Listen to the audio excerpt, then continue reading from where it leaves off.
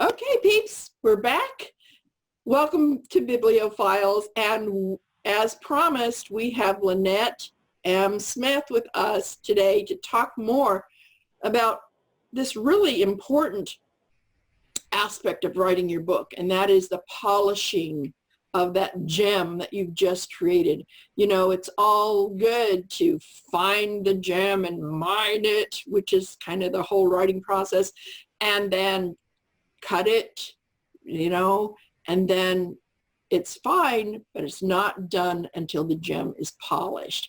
And that's what we're doing. These are our gems, right? Now, last time, I kind of got excited about what Lynette was saying, and I sort of chopped off what the actual intent of the question was, and I was asking her about how writers can make sure that the money that they spend, that they're getting the best bang for their buck, so to speak. And so Lynette had an answer to that question, and she said afterwards, well, I didn't really actually answer your question. So we're going to start out with that, an encouraging word, so to speak, and then we'll get started with talking about layout and proofreading. So, hey, Lynette, glad to have you back. Thank you so much. I wanted to mention that if you go to my website, allmybest.com, and you look off on the left side, you'll find a box about my services, and the top service mentioned is manuscript format. If you click on that, it takes you to a page that about halfway down has a section called money-saving tips. And this is formatting tips. Things like taking out 2 spaces between sentences and watching out if you've got your ending quotation marks and your commas or periods in the wrong sequence. There are certain things you can globally search for and replace, because if you can do this ahead of time, you don't have to pay your copy editor to do that part of it. So that's an important thing to remember. You can reduce your copy editing costs. That's what I want to share. Now, do copy editors, proofreaders, and formatters charge by the project, by the page, or by the hour? Copy editors generally charge either by the project or by the page or by the word. I think it's very common to charge by the word. I'm a little bit weird because when I give a binding quote, I give a quote per 1,000 words. And it's based on a sample edit that I've performed.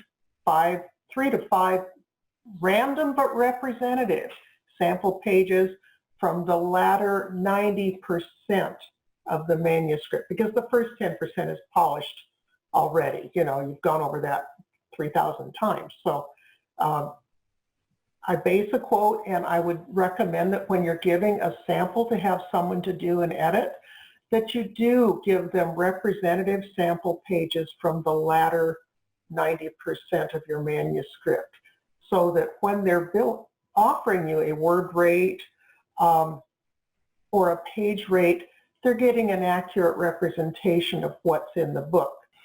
This is less crucial for a fiction book than it is for a nonfiction book, because a nonfiction book may have a complicated appendix that skews the rates you're quoting.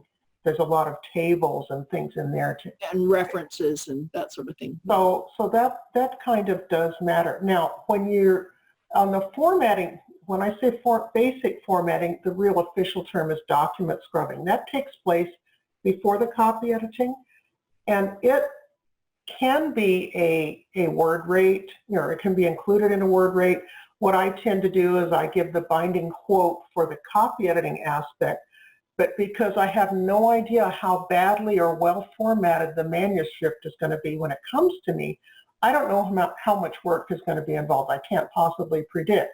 So I bill that aspect by the hour, but I suggest to my clients that it has never, in any of my experiences, exceeded what would be the equivalent of 1/3 of what the copy editing rate was. For example, if I quote $18 per 1,000 words for copy editing, they can budget no more than $6 per 1,000 words for the document scrubbing aspect. So those taken together would be the case. It usually takes a lot less time, but that covers all the bases for budgeting purposes. Now, when we progress after the designer has done the layout and it's time to do a layout check and proofreading, here the layout check, the time involved depends a lot on the expertise of the graphic designer, because there could be a lot of layout problems to flag. The proofreading portion of it depends on how or whether a copy editor was first hired, because how clean is it going to be? I've got people who just took it straight from author manuscript to designer to layout, and all of this mess was worked into it, and then they handed it to me and said, okay, can you proofread it? Well, proofread doesn't mean fixing all the grammar and all of that. That should have been done before, but they're wanting a rate, and I'm saying, well, it's going to be way up there because this wasn't done. So on proofreading, I generally don't quote a binding rate, but if I happen to have been the person who did the copy editing, or if they can assure me that they had hired a professional copy editor at the beginning, then I can tell them that the rate, let's say on a fiction manuscript, is going to be about the same as it would have been for a light copy edit, which in my case might be an average of $12.50 per 1,000 words. I can tell them they can kind of budget that, but I will still be billing by the hour. Now here's where the problem comes in. The proofreader marks the PDF layout with all the errors in layout and in content, sends it back to the designer to make those corrections. The designer sends another PDF copy that's been corrected that I then take on my screen, and I'm comparing the old marked up PDF to the new fresh one to see if they did everything they were supposed to and if it caused any new problems. So I'm side by side, back and forth marking this. What I found is designers are creative people, but they're not necessarily detail-oriented. And as a result, typically they will correct about 2/3 of the things I requested, and they didn't notice the other third. So I have to remark those on that. And so that goes back to them, and they try another version, and we compare and we compare. I have seen the best designers end up where we have about 4 rounds of revisions before it's all cleaned up. The worst one I've seen required 20. Wow. And that's all billable time. Yeah. Okay. All right. So one of the things, you said you've got this wonderful thing of tips that we can do to kind of reduce the amount of time that gets billed and all of that kind of stuff. As a writer, we talked last time about kind of fear and trembling that we go through, especially as new writers, when we turn our baby over to somebody else to look at it critically, and not critically in the negative term, but critically in the that these things need to be fixed. But I think that the other issue is, obviously we have to do our first, at least the first main go through. For me, it was 9 times because I went back and forth between me and the editor and my beta readers and all these kinds of stuff. So I did 9 complete, not to mention the little mini edits where I did a few chapters at a time, but complete run-throughs. I did it 9 times for my first book. A lot of work and whatnot. And I was really grateful that there was some other eyes behind besides mine.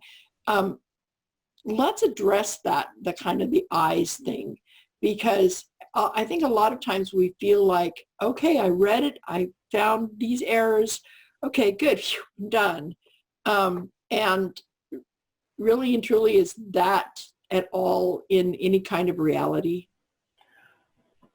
Well, if you've given the copy editor your best effort at a final draft, And then the copy editor has made his or her best effort. Oh, and time out, little aside here. When we're talking about costs of copy editing, it depends whether the copy editor is going to read through your manuscript one time or two times. What I found is that 2/3 of copy editors read it through twice. So they read it through once, they send it back to the client accepts or rejects, and then it goes back to the copy editor for a second reading, and they make some final little tweaks to it. Well, reading takes time. It takes twice as much time to read it twice as once. So that cost is going to be a factor when you're out there getting quotes. Say, how many times do you read the manuscript? So you'll understand the price you're getting and whether it makes sense. I'm going to tell you right now, I think it's wonderful to read it twice, but I only read it once. And I tell the client they should not hire me if they're not also going to have a proofreader for their layout later on, because there will be lingering content errors, I guarantee it, because it's only been read through once. But they're saving money up front. I think they should hire a proofreader for the PDF layout regardless. But if they're trying to take a shortcut and not hire a proofreader, they should not hire me as their copy editor, because I'm only reading it once. So, okay. I was taught that there's this thing in our brain when you're reading something that you personally have written. And I've seen this time and again. I used to do marketing copy. Okay. Our marketing copy had to go through at least 3 people and then back to me before I would approve it to go out anywhere, because there were always errors, always. Yep. But when I would read it through as I'm doing it and I finish it and I read it, before I pass it on to that other person, I'm not seeing these errors because my brain will fill in the blanks. After 9 drafts, it would. And see it as I envision it in my head and not what's actually on the paper. So we learned very quickly that different eyes see differently. We're going to emphasize certain words. There's certain rhythms and things like that, and how we read and all of that. And that's why you want at least one more pair of eyes on your stuff. Beta readers has been a really huge thing for me for that reason, is because I get all of that before I ever turn it over to my editor. And so they catch things and I go, how did I miss that? Well, because my brain was filling it in. No. Documents which are otherwise perfect develop errors in the mail. You never heard that? Oh. Or the gremlins did it. Oh, yeah. We have gremlins all over the place. So now, document scrubbing, formatting, and proofreading are separate from editing. Is that right? Yeah, let me put it in sequence very quickly. You write the manuscript, you get your beta readers, you do whatever you need to do to get your best effort at a final draft. Now you're sending it to the first professional, the copy editor, who edits the copy. You get that done, you look at the changes, you correct them, you fix them, you have now what you consider a polished manuscript ready to go to your graphic designer, your book layout professional, whatever name you want to give that person. They do the layout. That person produces a PDF copy that then comes back to you for the next step, which is approval. And before you give approval, you want to make sure the content is right and the layout is right. So you hire a proofreader to read the proof and also check the layout. Get all of that corrected back and forth with the book designer. Then it comes back to you and you can publish it. There. Yeah. And that doesn't, of course, count the whole thing about cover design, and all of that still has to be done.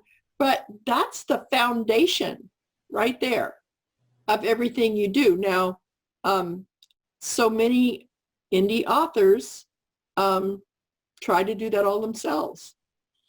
And some with more success than others, depending on their level of education and other aspects about them. But it's not recommended. No, it isn't.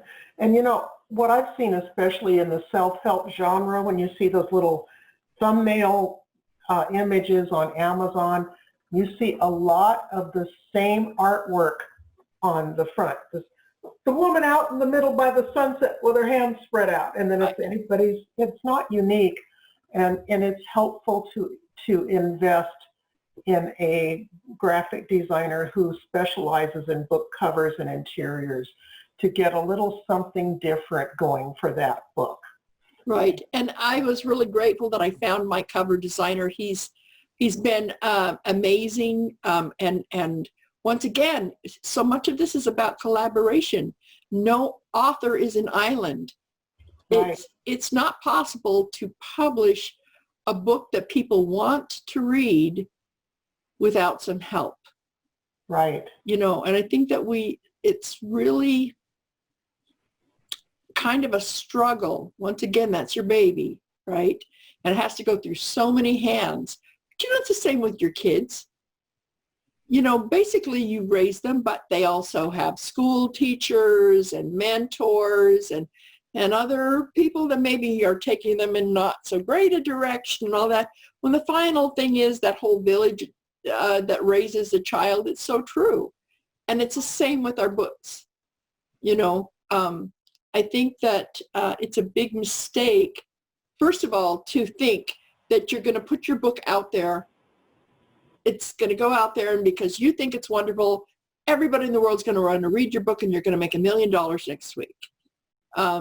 Unfortunately, there are a lot of scammers out there that would like you to think that that's true, that you can write and publish a book in 90 days, and that, you know, you're going to get hundreds of thousands of orders for that book, and it's going to be a cash cow. Oh, well, I don't know, maybe not you have. I have definitely seen over and over again these people trying to get me to do these little 90-day books, blah, blah, blah, blah, blah. Oh, it's the rage on Kindle. Well, yeah, maybe it is, maybe it isn't, but there's also 3 million other people that are trying to do that same it's the rage thing, and your book isn't going to get found because you don't know anything about marketing your book, and marketing books is so much different than marketing products, blah, blah, blah, blah, blah. It's the same with all the stuff that makes the foundation for your book, right?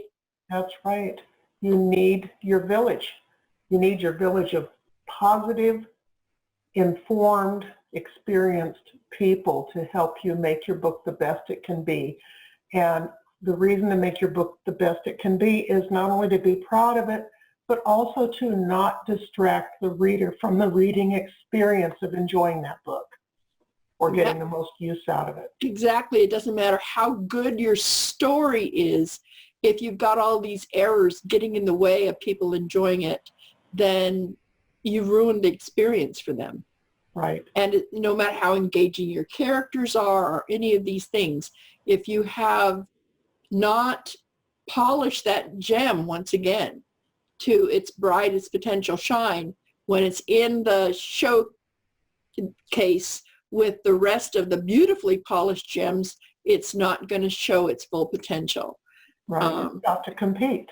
Yep. And it is a competition in a completely different way than a lot of other kinds of things that I've been involved in. It's a different kind of competition. Authors aren't necessarily competing with one another per se. It's the content, and it's that competition that goes on in your reader's mind, where they've read good books before. They know what a good book feels like. They know how that feels to read a really great book. And when they read your book, how does it measure up? Right. You know, and they're going to judge you by that. Mm-hmm. You know,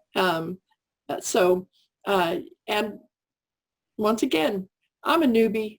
I really am. I've got 3 books out, and I got them out really fast, knowing almost nothing. I mean, I was just this little puppy. I I've got a book, and I'm going to go out there and I'm going to do this thing. And then the reality really crashed in as I'm preparing. I've made promises to people that I was going to have it out by a certain time and all these kinds of things, which I tend to do. I have a tendency to overreach myself a little bit, but it helps me actually to stay on task. But I had no idea what I was going to have to cram in to that period of time in order to make the books worthwhile. Surprise, surprise. Oh my goodness, yes.